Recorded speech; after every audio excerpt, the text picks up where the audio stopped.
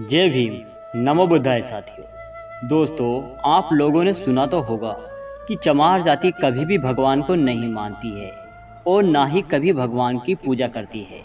चमार जाति का कहना यह है कि जब हम लोगों पर अत्याचार हो रहा था, जब हमें अछूत बनाया जा रहा था, तो तब भगवान कहाँ था? तब भगवान था तो हम लोगों को क्यों नहीं बचाया? हम लोगों पर ऊंची जात वाले लोगों ने अत्याचार करते रहे, हमें लोगों को भूख प्यास से तड़प रहे थे। हम चमार जाति को लोगों से दूर बैठाया गया था। क्या तब भगवान को नहीं दिखाई दे रहा था? अरे हमारे लिए तो हमारे भगवान बनकर बाबा साहब अम्बेडकर आए। उन्होंने हमें एक नई जिंदगी दी, जबकि बाबा साहब भी एक चमार ही थे।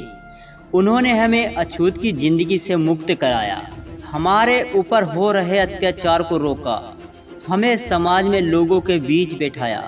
वो हैं हमारे भगवान बाबा साहब अम्बेडकर। हम क्यों माने किसी और को भगवान? इसलिए हम चमार जाति के व्यक्ति कभी भी भगवान को नहीं मानते। इसीलिए चमार जाति भगवान के खिलाफ रहती है। दोस्तों, जाति भगवान ने बनाई है या इंसान ने बनाई है?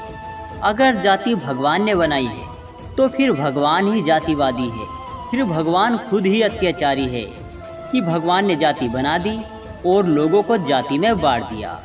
तो क्या इसका मतलब भगवान गलत है? तो फिर हम लोग क्यों माने ऐसे भगवान को? अब बात यह भी आती है कि अगर जाति इंसान ने बनाई है तो तब भगवान कहाँ सोया हुआ था?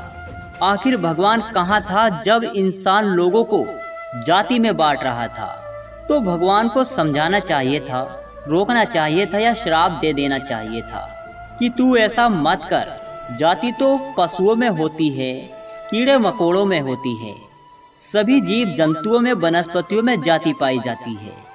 हम उन सभी को देखकर पहचान सकते हैं कि ये भैंस है, यह गाय है, यह नीम का पेड़ है और ये आम का पेड़ है।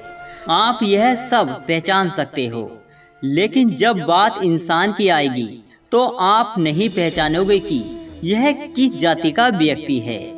अब आप लोग बताइए कि जब जाति बनाई जा रही थी तो तब भगवान कहाँ पर थे? अगर भगवान होते तो जाति कभी बनने ही नहीं देते। यदि भगवान ने जाति बनाई है तो भगवान ही जातिवादी है, अत्याचारी है। यह बात तो एकदम साफ हो गई। अब बात करते हैं दूसरे मुद्दे पर।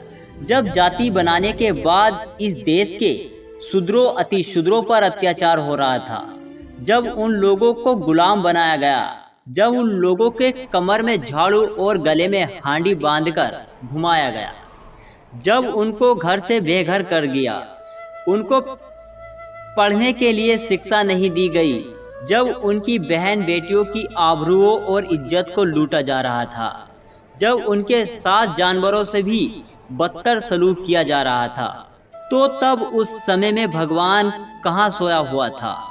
कहाँ था भगवान? वो भी एक दो वर्ष के लिए नहीं, पूरे 5000 वर्ष लोग गुलाम बने रहे। उन्हें क्यों नहीं बचाने आया भगवान? या फिर भगवान ने ही यह सब किया? अगर भगवान ने इस देश में शोषित, वंचित दलितों पर इतना अत्याचार किया तो वह भगवान कैसे हुए? क्यों माने हम ऐसे भगवान को? यह भगवान तो जातिवादी है।